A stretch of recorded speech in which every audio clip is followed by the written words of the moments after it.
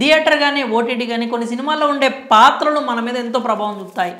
ఆ సినిమా వచ్చి ఎన్ని సంవత్సరాలైనా కూడా ఆ క్యారెక్టర్స్ మనకి గుర్తుండిపోతాయి. ఆ పాత్రల మీద మీమ్స్ రావడం, వాటి రిఫరెన్స్లను రియల్ లైఫ్లో కూడా వాడడం చేస్తూ ఉంటాం. అలా ఇటీవలి కాలంలో గుర్తుండిపోయే క్యారెక్టర్ ఏదైనా ఉందా అంటే రాధిక అనే చెప్పాలి.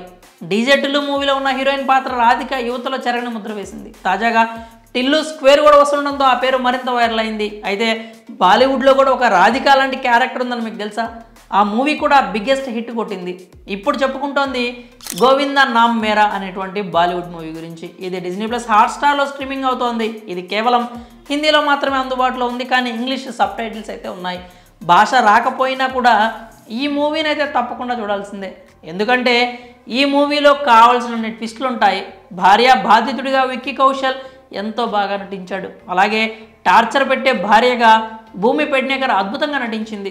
ఇక ప్రియురాలు సుకు దేశ్ముఖ్ లాగా కియారా యాక్టింగ్ ఎరగదీసింది. ఇందులో అదిరిపోయే ట్విస్టులు ఉంటాయి. సినిమా మొత్తం ఒక సాధారణ లవ్ స్టోరీలా స్టార్ట్ అవుతుంది, కానీ తర్వాత రివెంజ్, చీటింగ్, థ్రిల్లర్ మూవీలా మారిపోతుంది. ఫస్ట్ హాఫ్లో కాస్త లాగ్ అనిపించినా కూడా అసలు కథ స్టార్ట్ అయిన తర్వాత మాత్రం స్టోరీ పరుగులు పెడుతుంది. ముఖ్యంగా విక్కీ కౌశల్, కియారా, భూమి పెడ్నేకర్ నటన మెప్పిస్తుంది. ఎవరికి వాళ్ళు తమ ప్లానే వర్కౌట్ అవుతుంది అనుకుంటూ ఉంటారు, కానీ అసలు కథ వేరే ఉంటుంది. రాధిక అక్కలా మాత్రం కియారా అద్వాని కట్టిపడేస్తుంది. సినిమా క్లైమాక్స్లో హీరో గోవింద్ అన్ని ట్విస్టులు రివీల్ చేస్తూ ఉంటే పాత్రలకు మాత్రమే కాదు ఆడియన్స్ కూడా మబ్బులు విడిపోతూ ఉంటాయి. మరి ఈ సినిమా కథ విషయానికి వస్తే గోవింద్ ఒక బ్యాక్గ్రౌండ్ డాన్సర్, కొరియోగ్రాఫర్ కావాలని కలలుగంటూ ఉంటాడు. అతనికి గౌరీతో వివాహం జరుగుతుంది, కానీ గోవింద్కు ఎలాంటి సంపాదన లేదని గౌరీ రెస్పెక్ట్ ఇవ్వదు. ఎలాగైనా గౌరీకి విడాకులు ఇచ్చేసి సుక్కుని వివాహం చేసుకోవాలి అని గోవింద్ చూస్తుంటాడు. అందుకు భూమి 2 కోట్లు ఇస్తే కానీ విడాకులు ఇవ్వను అంటూ షరతు పెడుతుంది.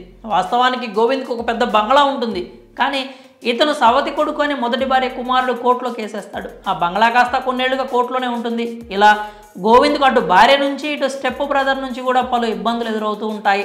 వీటికి అదనంగా మరో కేసులో ఇరుక్కుంటాడు. చివరకు భార్యను హత్య కూడా చేసేందుకు రెడీ అయిపోతాడు. ఇలా మూవీలో చాలానే ట్విస్టులు ఉంటాయి.